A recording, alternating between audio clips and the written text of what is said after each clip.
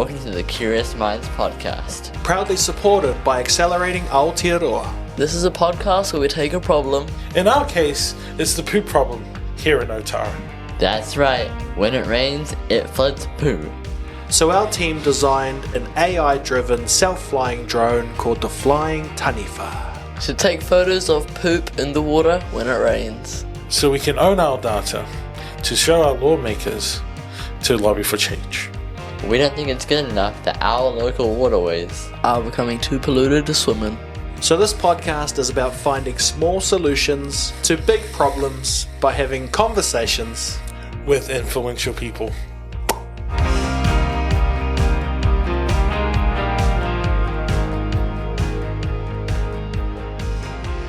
Hello everyone, welcome to the Curious Minds podcast, episode 3, featuring our special guest, Meredith Dale. Hello Meredith, how are you? Kia ora, Mala, nice to meet you. No worries. So, you are a urban designer and strategist, correct? Mm-hmm. Can you please tell us what an urban designer and strategist does? Yeah, so they're two kind of interconnected hats that I wear in my job at the Urban Advisory. So urban design is about the sort of like somewhere in between architecture and planning, and we think about how to make places that work for people. So whether that's about how a building looks from the street and the sense of safety you might have, or maybe it's about aesthetics, how the street functions to help you get around, and things like, you know, in the town centre, how like the square and the market and shops and things, how you get to those and how, you know, those spaces function. Urban strategy is at a higher level. We give advice about how to help cities and neighbourhoods grow well, and so that can be from working with iwi and mana whenua groups, community groups, giving advice to council, at the strategic level, giving advice that helps makes plans and designs and delivery work really well. So early conversations and advice at a strategic level to make sure the things that are delivered are right for the community and actually help solve the problems that we have in our cities and neighbourhoods. That's cool, really cool. And I believe that you were named Future Thinker of the Year in 2021. Congratulations, by the way. Thank you. But I'm curious to know, what was the idea that you proposed to actually win that award? Yeah, so one of the things that I've noticed throughout my working life, I started off as an engineer, and I used to help, you know, design pipes and roads and things like that. And I found when we were working on projects, often you just kind of just focus on your part of the design, and then someone else is, you know, designing the building, someone else might be thinking about the landscape. And we often operated in silos.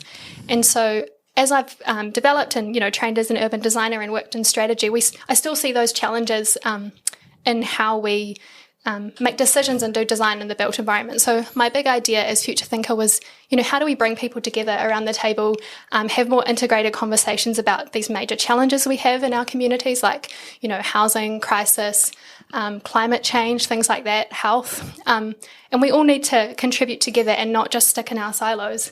And so I was encouraging people, you know, right from the government level to council, and even, you know, us sitting around the table as we contribute to how our neighbourhoods and cities function, to be like, hey, let's talk to one another. Let's get the engineers and the architects and the students and the, you know, academics and the politicians all talking to each other so that we can understand our different perspectives. We all have different skills, and I think by working together better, we can actually get better outcomes for our cities and neighbourhoods. 100%. Cool. So it's a fun, would you say it's a fun job that you do? Yeah, it's a privilege. Yeah. And what would you recommend to people trying to follow in your footsteps? What would you recommend for them to do? Well, I think we all have different particular interests and skills that we have, and so I'd encourage anyone to, listen to your heart, if that's not too cheesy, and figure out what makes you tick and what things really excite you, and follow that, and don't be afraid to kind of go off the common path. So I, you know, was really interested in maths and science at school, and I was quite good at it, and so I decided to pursue that into engineering. But while I was an engineer, it didn't quite light the fire, you know, get me excited all the time. And so I found an alternative path and sort of shifted the way that I approached my career to where I am now. And so I'd encourage people to be not afraid to, you know, take an unconventional route to the place that you want to be and where you can contribute, you know, as yourself. in our communities. So if someone wants to become a urban designer strategist, maths and science is one of the two of the subjects that you should take. Yeah, so urban design, you can kind of come at it from an urban planning angle or architecture, although actually that's the conventional kind of way to do it. You'll do like an undergraduate study in planning or architecture and then a master's of urban design.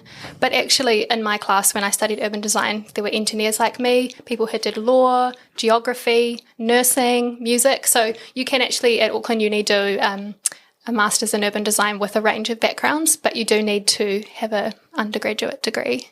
But urban strategy is kind of more open than that. Our team of urban strategists have such a broad range of backgrounds.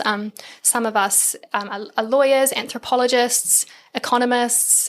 They're interested in philosophy, social science, psychology. So we're really a diverse team of strategists, and that's kind of how we work well together, is that we bring those different perspectives. So, if anyone's keen to be an urban strategist, would love to chat. We're a growing team, and we're always looking out for passionate people that care about making our places better for people. All right, on to my last question. This podcast is about trying to find solutions the solution to our waterway pollution problem. As a young person, I've been wondering, what can I do to contribute to this solution? Yeah, big question. I think you do have a lot of potential as a young person to make change, so don't let people think less of you because you're young. One thing you can do is talk to your local councillors and politicians and let them know about these issues. You can, contact them on Facebook or Twitter, or you can write them a letter, like an email.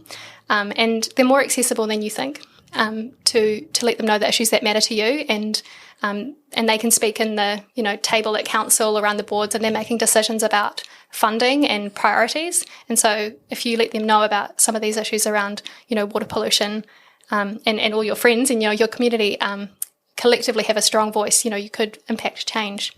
The other thing I'd say is, I guess be curious and ask questions. And we know that there's lots of things that contribute to water pollution, whether it's, what's upstream, what's being discharged into the waterways, and then also the why. So why is it being discharged here?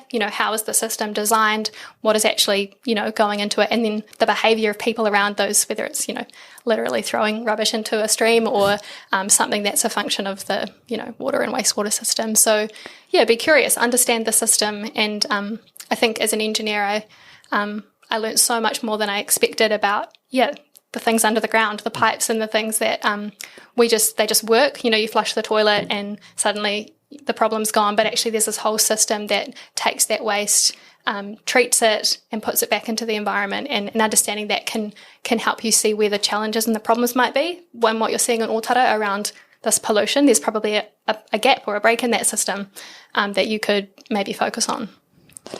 Well, that's all the questions that I have for you. Honestly, it's been great getting to meet you and learning a lot about you. Thank you for the advice as well. Vinny will come in after me to ask you a couple more questions. But honestly, just thank you. Awesome, great to chat. Welcome back once again. Thank you so much, Meredith. We had a good conversation with Marlon. It was very informative, so we got a lot of things answered, especially about being an urban developer. That's an important thing to learn about. So, coming to my first question, our waterways is our lifeline pretty much. And if you were given a team of whoever you picked, and you were given to look at these waterways, how would you, from a urban designerist, tackle this problem? Because we've gone through many people talking about this from a local standpoint, but nothing has been done. So how would you tackle this?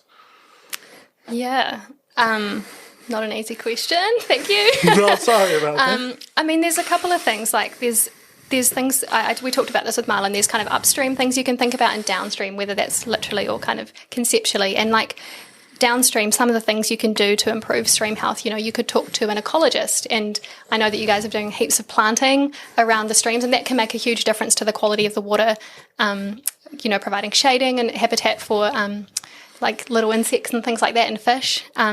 Upstream, I recommend, I guess, you'd want to be able to talk to some engineers. when I was an engineer, we'd have these little cameras that you'd put into the pipe and check how, the quality of it, what condition it was in, and things like that, checking has it caved in, are there any leakages, that kind of thing can be helpful to understand where overflows are happening or where things are leaking out into the environment. But also from like a higher level strategist perspective, thinking about, where's the right place for houses and homes and infrastructure to go. And sometimes actually rethinking the systems that we have can be helpful. And so it might be that we need more efficient, wastewater and stormwater systems. Maybe we want to have rainwater tanks on site, or we want to have a community water reuse system or something. And that affects and can improve, things downstream and prevent, flooding and things like that. So, I think you do need a team of lots of different skills to think about these problems. Obviously, it's complex, and that's something that we're often doing as urban strategists is looking at the big picture, understanding all the different parts and bringing them together to figure out, well, what are the key things that can help make a solution?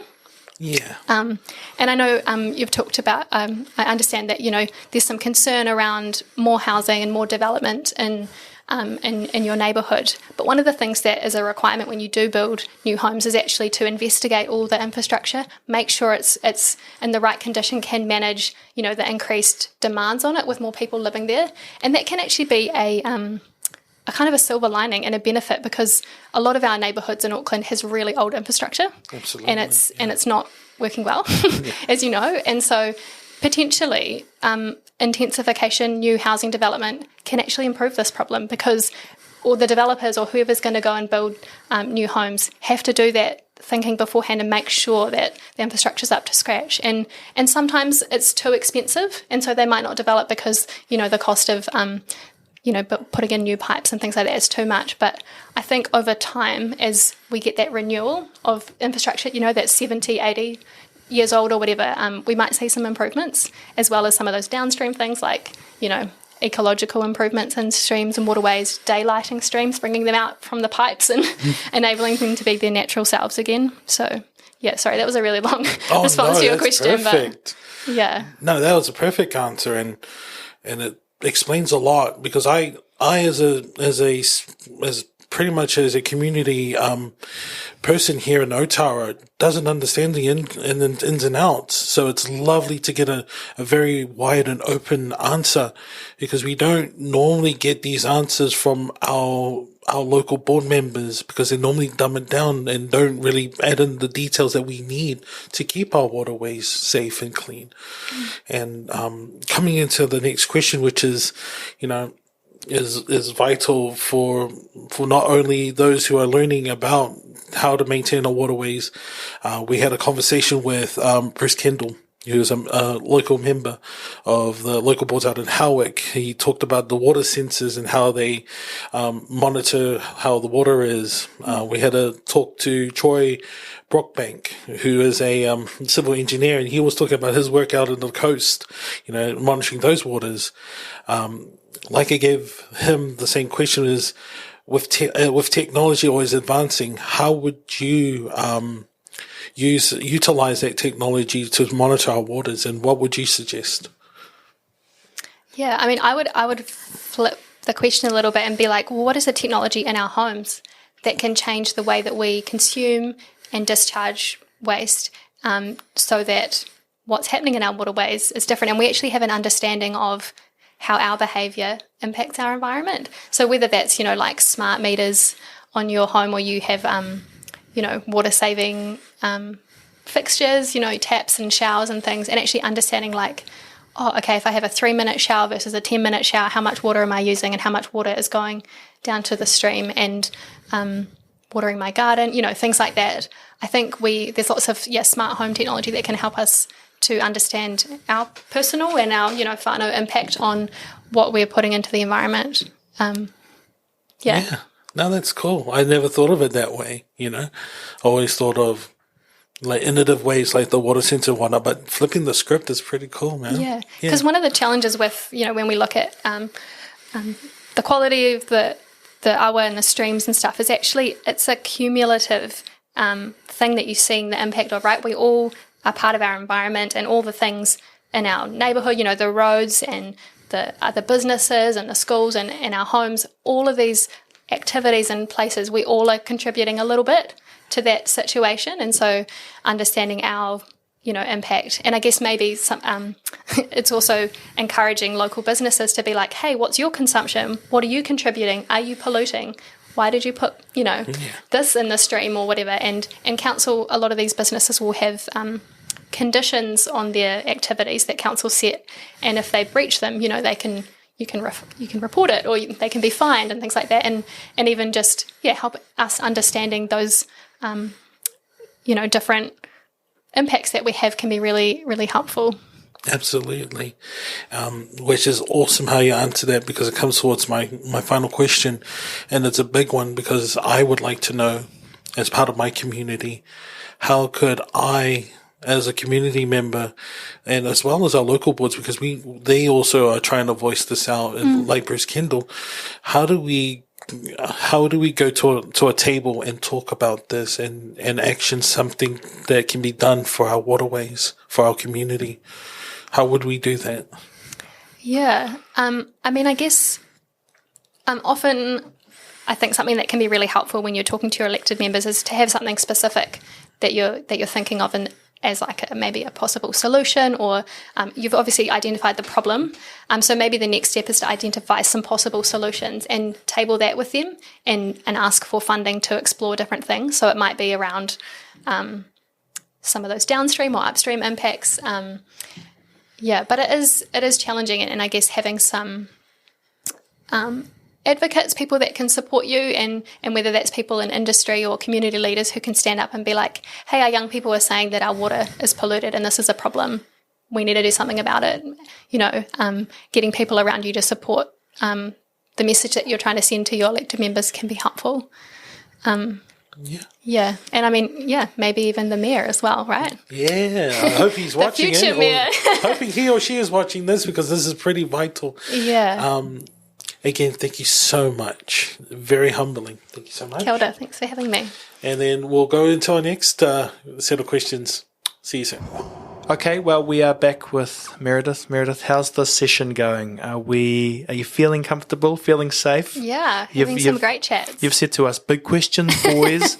And I mean, but big questions are good. Yeah, absolutely. And we like the idea that, part of the solution is in conversation and dialogue. And I think that's the kind of beauty of having a simple thing like a podcast, is that we have a reason to reach out to you. One of the things I've heard throughout your answers is that it's quite complicated. And so will the solution be. It's not like we fixed that. You're talking about up and downstream. And for us, we're like, oh, we've got two things to fix, plus engineer. And actually, we're relying on our guests to help us get to that next level, which is there's someone now we need to reach out to. And that might be like it is in everything, networking. And it sounds like you guys are already halfway to being urban strategists. Like a lot of what we do is about having conversations and joining the dots with people. And it kind of seems like not very technical. Oh, you just have conversations with people, but that can be so powerful, because you get little, nuggets of wisdom out of different people, and then your team, you're stitching that together and being like, oh, this is the solution, because I've heard from Troy and, Bruce and Meredith and all these other people that you're going to kōrero with. So, absolutely. You're doing good. Thank you. You hear that, everyone? We're doing good. Can I ask why you do what you do? How did you find your way into the work you do? Yeah, well, as I was saying to Marlon, I sort of started off, did a lot of maths and science at school, and kind of fell into engineering because I really enjoyed that.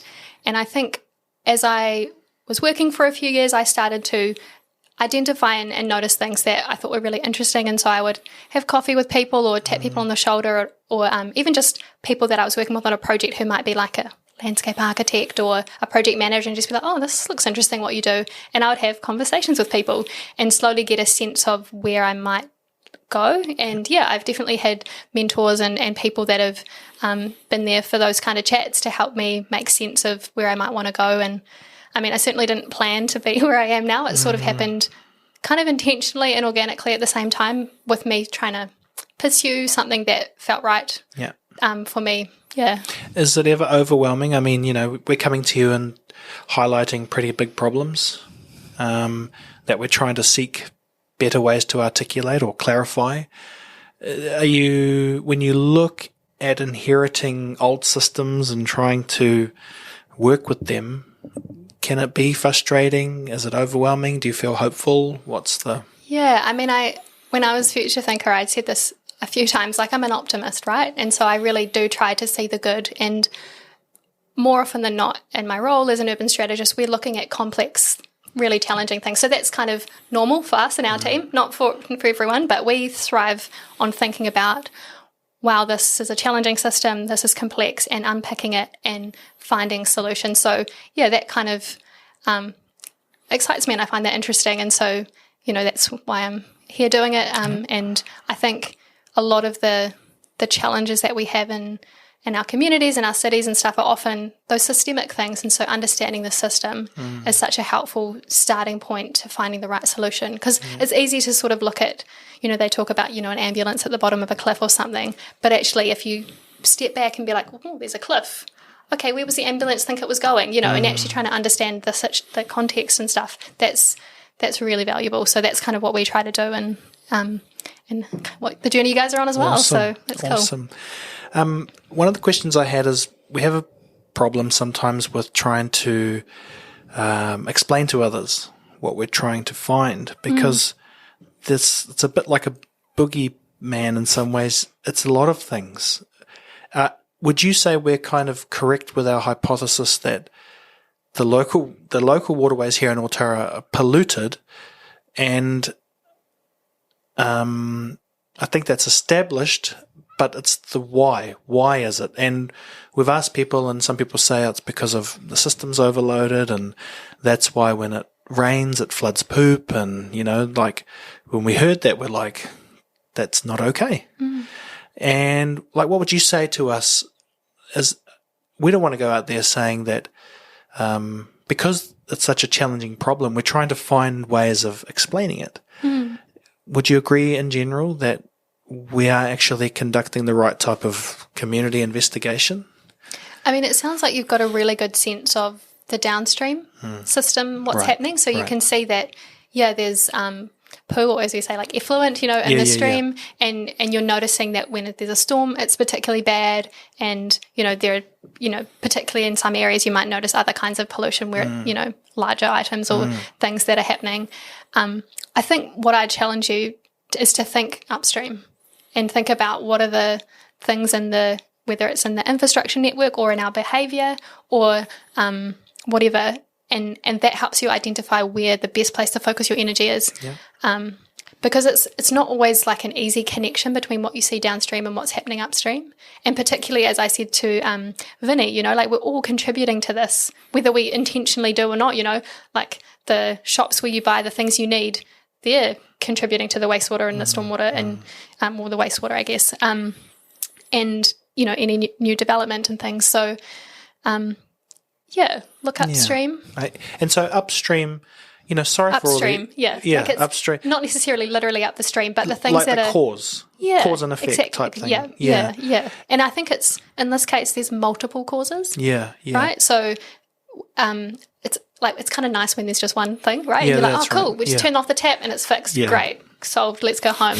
But actually, we're all human. Wastewater is an inevitable part of life. And so we do need to... that still needs to happen in some way, but how do we do that in a sustainable way that doesn't, keep degrading our waterways? Because I kind of think that's the problem for Council Turf. They knew what they were trying to solve. You could attempt to solve it. So I feel like we should go to them and say, look, based on the conversations we've conducted, I guess that's my, and it's not really a question. Maybe you could brainstorm with us. What is upstream? Who should we be looking for further up that stream? Who would know the combination of factors? Because I'm not sure they're so obvious. No. We're all focused on, and a lot of them are unseen things. I mentioned, I think it was to Vinny, about, conditions on different activities, some of the industrial sites, right? They might have permission to discharge so many litres of water per month or day or whatever. But that's on a paper in a file somewhere and they know it, but it's not clear to the community. And so... how are you going to know what's appropriate when they're discharging something that you're like, oh, that looks a bit weird? That's right. Is that unhealthy or healthy or, Yeah, so I think, and maybe it's about starting, in your local area, in the areas around the stream that you know, and then working literally out from that in the area, because the catchment or the area that, the water that flows into the stream can be a huge area. And so it's like, oh yeah, we've got our Otara neighbourhood and we know there's a problem here, but actually the problem could be coming from, all these other communities around you as well. And you're all kind of inadvertently contributing to that. And I think we all thought, oh, that's known, but I think what's revealed itself is that, people, we have strong advocacy for the need for clean water, but it's getting blurry as the water is as to the why. And I think, we're not here to also pick fights. No. But in some ways it'd be nice to, hopefully that's what the series will try and reveal is, that upstream kind of thinking. And, well, you've given us much food for thought, and we will use this podcast to go back and make notes. But on behalf of us, we want to thank you for, it's not just coming here, but it's saying yes in the emails, and we're pretty transparent that we try and conduct it, honestly, and that's the only way we're going to make this work. So you gave us the trust to come. Thank you. Where can people follow you if they want to learn more about the mahi you're doing? Great question. I guess, so I work for an organisation called the Urban Advisory, and you can find us on Twitter and Facebook and LinkedIn, and I tweet a little bit myself. I guess those are good places to start. But also very happy to have conversations like this with people to hear about challenges in different communities and how we can support them, because it's not easy out there. There's lots of really big things facing our communities, and a lot of it relates to our neighbourhoods and the urban environment that we live in and work and play in. So it's a privilege to be able to be part of those solutions and in small ways as an urban strategist. And it sounds like you guys are on the way to being strategists yourself, so it's awesome. Keep up the good mahi. Awesome. Thank you so much. And that's us. Take care, everyone. See you in the next episode.